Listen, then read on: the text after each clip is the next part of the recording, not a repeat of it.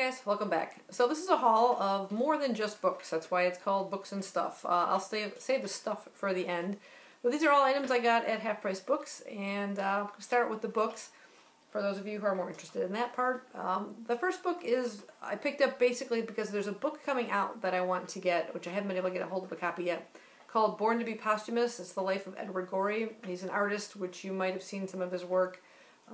Particularly if you watch PBS Mystery, that intro with the sort of, I guess, Edwardian or Victorian or whatever, black and white sketches. They're kind of quirky. He does the intro to that. He has several books out. The Gashly Crumb Tinies, which is sort of a rhyming book about these little kids that meet horrible ends.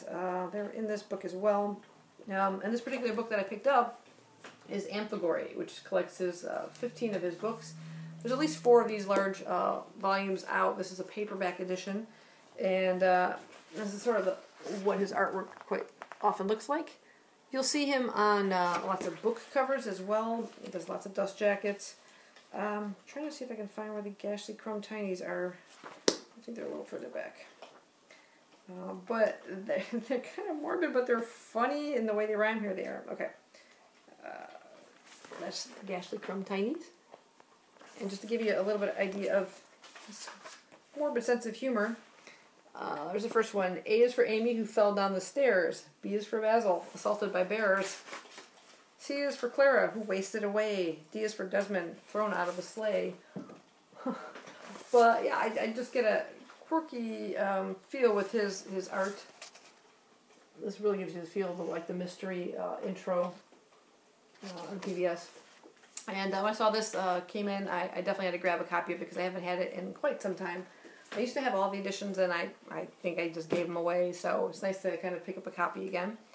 Next two are graphic novels. Now, I've come across this particular character as an ebook graphic novel. I think someone recommended it to me, or it was, I don't know if it was given to me for a review. It's been so long ago, but I think I did do a review of it on my channel. If I can find it, I'll put a link to it down below. But it's the first time I've seen them or anywhere to be able to get hold of in a physical format. And I think they're available as individual comics as well, but finding it in a bound graphic novel was really nice. This is Lady Mechanika, Volume 1. And it's just beautiful, kind of Victorian steampunk graphic novel. This is, let me get the artists here. It's created and written by Joe Benitez, colors Peter Steigerwald, and letters by Joseph Reed. And the artwork is just amazing in it. It's the colors, the detail. Look at even the world's created. Let me give you a little synopsis of it. It said the tabloids dubbed her Lady Mechanika, the sole survivor of a mad scientist's horrific experiments which left her with mechanical limbs. Having no memory of her captivity or her former life, Lady Mechanika eventually built a new life for herself as an adventurer and private investigator, using her unique abilities to solve cases that proper authorities couldn't or wouldn't handle. But she never stopped searching for the answers to her own past. It's set in a fictionalized steampunk Victorian England, a time when magic and superstition clashed with new scientific discoveries and inventions. Lady Mechanika chronicles a young woman's obsessive search for her identity as she investigates other mysteries involving science and the supernatural. So Victorian punk, steampunk rather, / mystery and magic and everything thrown in between. So that is the Volume 1 of Lady Mechanika. And then I also picked up Volume 2. This is the Tablet of Destinies. And I won't read the synopsis of that in case there's spoilers, but this apparently collects the first series, including a prequel chapter, and this is the entire second series. So I was really happy to find those in a physical format. I'm not sure if it's the exact comic editions of the one I have as an ebook, because mine was labeled Volume 0 and then a Volume 1 that I recall. And maybe that's just the comic itself and not the entire series that I had. It's been so long ago since I read it, so I need to like crack this one open and compare it side by side and take a little bit more detailed look of it. Next up is a mystery, well not mystery, it's a ghost story that I came across at Half Price Books that it just drew me in by the cover alone, so it is a cover by, this is The Visitant, a Venetian ghost story. I saw that and I'm like, I gotta get it. Megan Chance is the author. It just says, a crumbling palazzo in 19th century Venice holds a buried secret. That's all I needed to hear. Been to Venice once in my life when I was much younger. Just a beautiful city, and giving it that little ghostly atmosphere. Yeah, I was hooked. The next three books, or last three books I have, are all sort of Sherlock Holmes themed, and this first one, I wasn't even aware, I didn't see it when it first came in, but my the assistant manager at work pointed this out to me, and I'm like, we're both going to be reading this one now. This is Sherlock Holmes, A Study in Brimstone. It says at the top here, Sherlock Holmes is a genius, Sherlock Holmes is something else. I'll just read the synopsis for you here, because it's pretty funny. Sherlock Holmes is an unparalleled genius who uses the gift of deduction and reason to solve the most vexing of crimes. Sherlock Holmes, however, is not. He may be a font of arcane power, but frankly he couldn't deduce his way out of a paper bag. The only thing he's got going for him are the might of 1,000 demons, the spirit of Moriarty trapped in his head, and his stalwart companion Dr. John Watson, who is always there to guide him through the treacherous shoals of Victorian propriety, and save him from a gruesome death every now and again. Then it gives this thing like back here, like starring, as if it's like a movie kiosk here. It says, starring Sherlock Holmes, incompetent detective. Vladislav Lestrade, nihilist vampire. Torg Gorgson, house-proud ogre. John Watson, terrified. This is full of charm and humor and demons. Lots of demons. That just sounds hilarious. So I'm looking forward to see what they kind of do with this kind of mashup here of Holmes and demons. The next is sort of a reference type book on Granada's Greatest Detective. Again, this is the Sherlock Holmes series starring Jeremy Brett. It's a guide to the classic Sherlock Holmes series by Keith Frankel. Oh, I forgot to mention who the author. This was the author of this one here is G.S. Denning. Okay, and so this one says it endeavors for the first time to present a delightful background of the genesis of the product, an examination of the cultural and political influences that impacted upon the series, an inventory of the title, broadcast dates, etc. of each episode, the classic and contemporary interviews with the cast and the crew, an extensive critique of all 41 features, and a brief review of lost footage, rarely seen offshoots, and curios from the program's 10-year lifespan. And I forget if this has any illustrations. No photos or nothing. But yeah, I like the fact that there are interviews with the cast and crew to find a little bit more about each individual show and things that might have cropped up, and looking forward to checking that one out. And the other one is also a kind of general overall reference of Sherlock Holmes, but Holmes in general. This is The Man Who Never Lived and Will Never Die.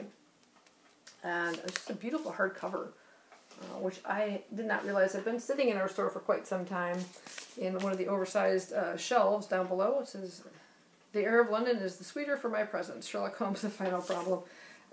This is compiled by Alex Werner, Museum of London.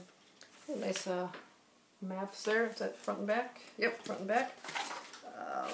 Let's see what we have here. All sorts of like early publications of Holmes in magazines.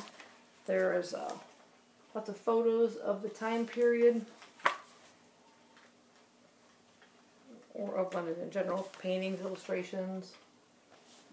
Let's see, The Art of Sherlock Holmes, The Air of London is sweet for my, I just read that part, that's funny. Various advertisements and things in newspapers at the time. Oh, there we have Sir Arthur Conan Doyle on a very strange bicycle. Some of the Sidney Paget illustrations. All sorts of just kind of actors who played the part before and since. I think it delves into Brett's, I think it reaches all the way to Jeremy Brett. I don't know if it gets Cumberbatch. Well, actually, it does go pretty far. Look, it even has Elementary in it towards the very back. So maybe this was an updated version or something. But yeah, I'm looking forward to checking that one out. Next up, I have some movies I picked up. Again, just by chance, I kind of got them all in one haul myself. Love of Horror extends to movies as well. This is The Haunted Forest. I'd never heard of this before. I picked it up on clearance. Looked creepy. It says, according to a mysterious and terrifying legend, a vengeful female spirit named Satinka lures people to a remote but beautiful forest, and they are never seen again. When a man suddenly disappears there, Sean and his two friends venture into the picturesque woods to see if the legend is true and if the man has crossed Satinka's path. After meeting up with two young women in the forest, their horrifying nightmare with death begins. One by one, they start to disappear, and Sean is forced to confront the true cause of his fascination with the revenging spirit, if he can make it out alive. Well, so that looks creepy. That was pretty much a cover by right there. Haunted Forest, yeah. And this is a movie I'd seen quite some time ago. I remember liking it, and again, it was $2 in clearance, so couldn't pass this one up. This is filmed by M. Night Shyamalan. This is A Lady in Water. The Lady in Water. Give a description here. Paul Giamatti, who I really like as an actor, plays an apartment manager who finds an otherworld water nymph named Story in the pool, then sets out to help her return to her home, the Blue World. It's about to get very dangerous, she warns, and very fascinating because fierce Blue World monsters prowl nearby, determined to destroy Story and anyone who aids her, including the apartment dwellers who come to realize they are players in her tale. Their lives have undiscovered purposes, and how they defy the monsters to fulfill those destinies forms an amazing heart of the discovery in Lady in the Water. So, that sounds cool. And then the next one, just an old favorite movie. The last movie I picked up is just an old favorite movie, My Fair Lady, with Rex Harrison and Audrey Hepburn. I also picked it up because I know Jeremy Brett stars in this, although when I first saw it, I did not know that. And unfortunately, his singing voice and Audrey's was both dubbed out with other singers covering those songs instead. And it's sad because apparently they both sing very, very well. And this is just about Rex Harrison, who plays the signature role of Henry Huggins, the supremely assured phoneticist who wagers that under his tutelage, Cockney flower girl Eliza Doolittle can pass for a duchess in the embassy ball. And I just love this movie. So I haven't seen it in decades. And the next are a little bit of strange items. First are just some buttons I picked up. They're literary greats, and I just got a kick out of these. There they are. You've got Jane Austen, Edgar Allan Poe, Sherlock Holmes, and William Shakespeare. I particularly like the Poe one. That's the reason I mainly picked it up. Quoth the Raven, nevermore. So yeah, I might put them on my lanyard at work or my backpack or something. We'll see. Then speaking of Poe, I also picked up a deck of cards. This is Edgar Allan Poe's playing cards. I just peeled the plastic, but I haven't completely opened them up yet. I know it's got some quotes on there, so I'm going to go check these out now.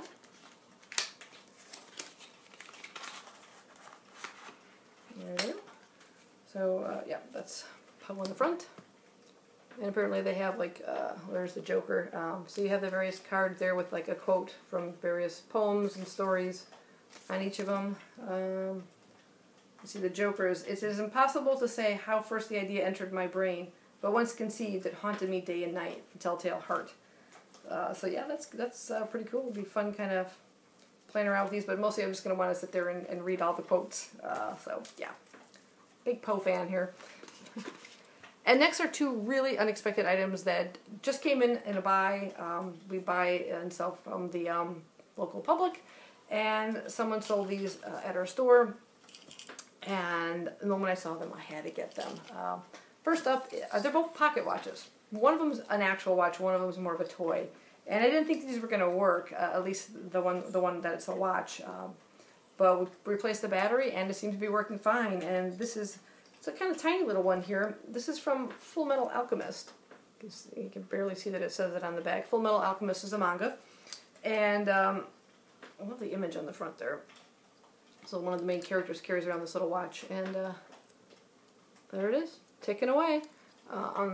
There's a little inscription on there. It says, "Don't forget."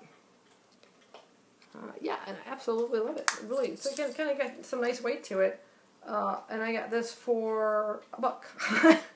It literally was on clearance, and then with my discount, it was quite a bargain. So I'm so happy that it actually works. I've always wanted a pocket watch. I thought that was kind of cool.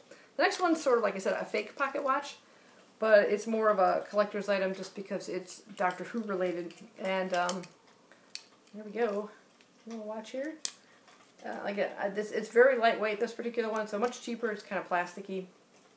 I don't think the watch itself works. There's no way to like adjust the time or dot, so it's just made to look like a pocket watch. But check this out.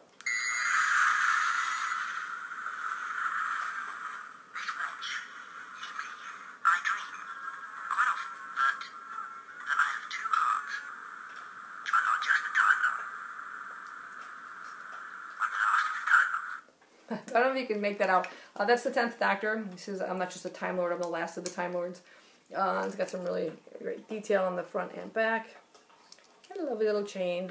So yeah, I was really happy to get a hold of these two. So that is my book haul. And stuff. Don't forget the stuff. So, yeah, that is the books I picked up this time. Yeah, if you guys have read any of these, if you're interested, let me know. If there's something you might be willing to want to check out. Sherlock Holmes, this sounds absolutely hilarious. Yeah, so hope you guys enjoy this, and I will see you guys next time. Bye-bye.